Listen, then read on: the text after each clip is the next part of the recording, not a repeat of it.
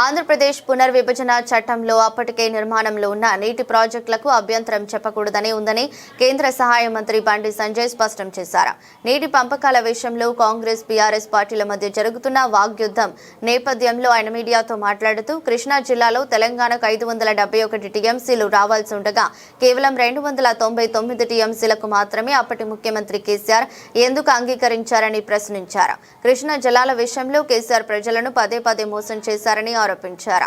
Congress BRS పార్టీలు తమ వైఫల్యాలను కప్పిపుచ్చుకోవడానికి నదీ జలాల అంశాన్ని తెరపైకి తెచ్చాయని అన్నారు. ఇది మొట్టమొదటిసారి 3 సంవత్సరాల క్రితం బయట పెట్టింది నేనే. ఈ రోజు రాష్ట్ర ముఖ్యమంత్రి అసెంబ్లీ చెప్తున్నాడు. ఇది 3 సంవత్సరాల క్రితము అప్పుడు ఉమాభారతి గారు మినిస్టరు, చంద్రబాబు నాయుడు గారు సీఎం, గౌరవనీయులు పెద్దలు పూజ్యులు ఆదరణీయులు ఆదర్శమూర్తి తెలంగాణ బాబు కేసీఆర్ గారు ముఖ్యమంత్రి. ఈ సమావేశంలో హరీష్ రావు గారు ఉన్నారు. ఈ సమావేశంలో అప్పుడు విద్యాసాగర్ గారు ఉన్నారు. అప్పుడు ఆయన నీటిపారుదల అడ్వైజర్.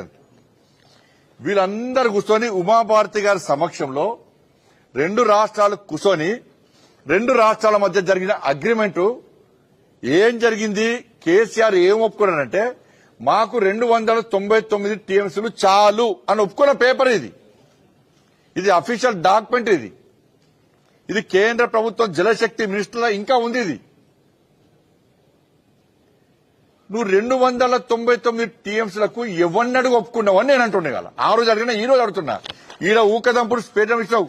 కృష్ణ మీ జాగిరా అంటే నువ్వు పోటు కానివి తోపు కానివి ఏదో సాధిస్తావంటే నువ్వు ఒప్పుకున్నది ఎంత?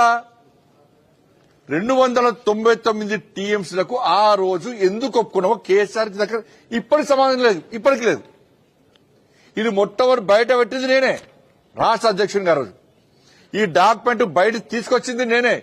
భారతీయ జనతా పార్టీ జలశక్తి మినిస్టర్ గజని షెకావత్ గారు, అరే మేం చేయలేదా, ఎవరు అన్యాయం చేయలేదా, అన్యాయం చేసింది కేసీఆర్ అయినా అని చెప్పి నన్ను పిలిచి డాక్యుమెంట్ ఇచ్చాడు.